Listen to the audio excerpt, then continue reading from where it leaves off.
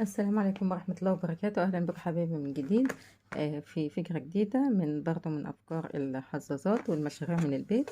الوقت أنا عملت معاكم الحظاظة دي قبل كده، فكرتها سهلة وبسيطة. هعملها معاكم تاني اللي بشكل تاني مختلف برضو. هحتاج إن شاء الله حتة برضو الورقة دي طولها كده حوالي 25 سنتي زي ما أنا قلت لكم قبل كده. هحتاج الحتة دي هتبقى طبعا زي ما انا قلت لكم بتبقى طول الايد واطول شوية كده. بتبقى بحطها على الورقة من هنا كده وامسكها بالمشبك كده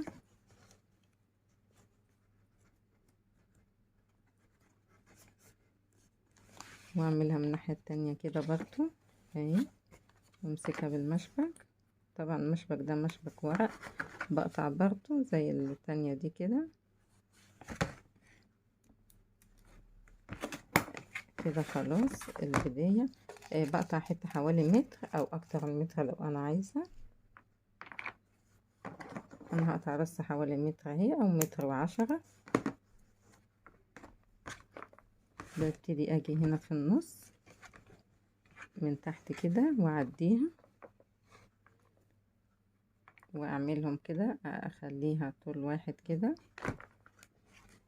كده. خلاص ببتدي بقى اجيب دي كده مثلا، دي من فوق اهي، واعدي دي من تحت من هنا كده واسحب. وانا بسحب طبعا اخلي الاتنين طول بعض كده قبل ما اسحب للاخر اهي، واقفلها على كده اهي. خلاص كده اهي.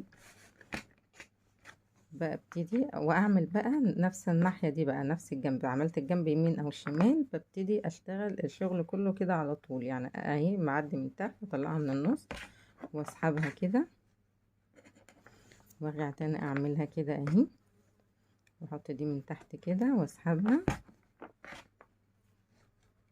دي شكل تاني مختلف عن الحظاظة الاولانية اللي انا عاملاها.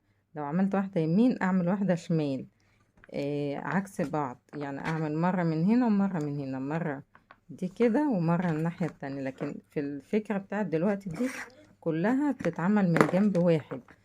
يعني اعمل بس اعملها كلها من جنب واحد. دي كده من فوق كده اهي، ودي هتدخل من تحت من هنا من الزاوية من هنا اهي، تطلع في النص هنا اهي، وافضل اسحبها كده. اعمل كده بالشكل ده لغاية النهاية كده. اعمل دي وادخل دي من هنا كده اهي. دي كده فكرتها برضه سهلة وبسيطة كده. دي تعدي من هنا كده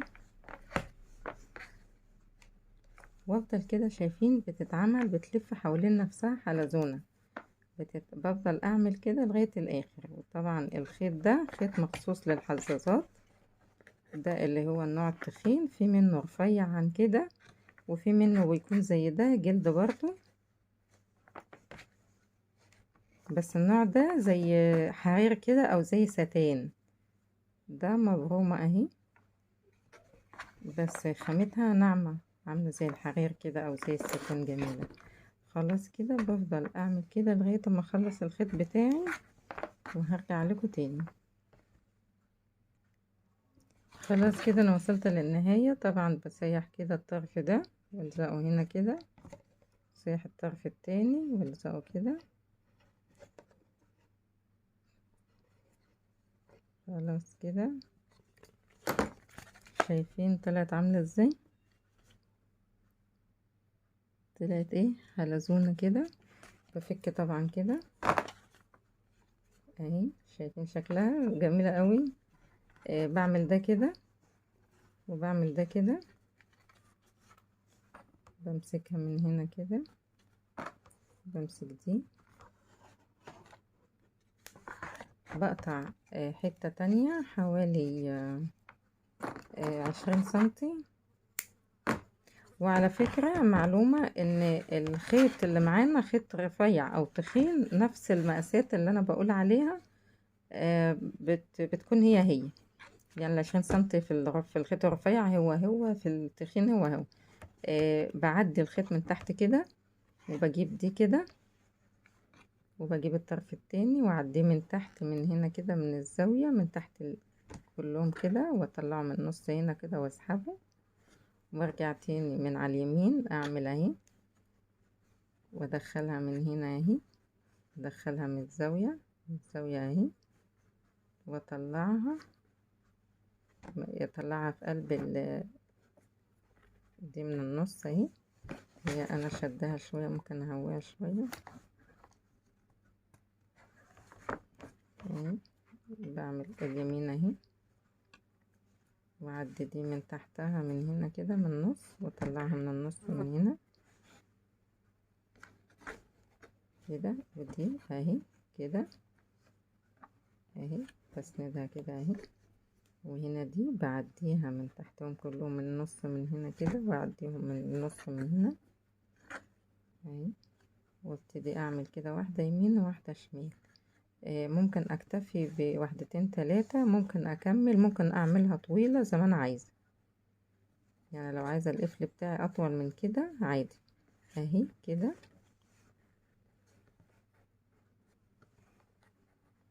بعديها من تحت اهي، واطلعها من النص اهي كده. خلاص هكملها وهرجع لكم. خلاص كده خلصت القفل بتاعي اهو، في ناحية طويلة عن التانية اهي، بقطعها، ببتدي اعمل بالولاعة، هلزق الطرف ده كده، سيحها كده، اعملها كده، هلزق الطرف ده كده،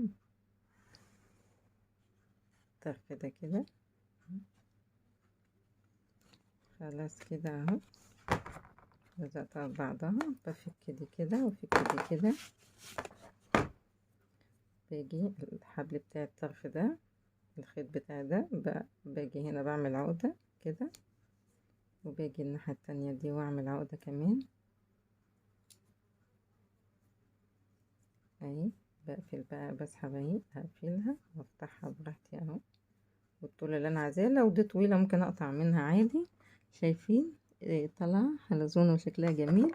والاولانية اللي معانا اهي، شايفين الشكل ده شكل وده شكل اهو، الاتنين معانا زي بعض اهو،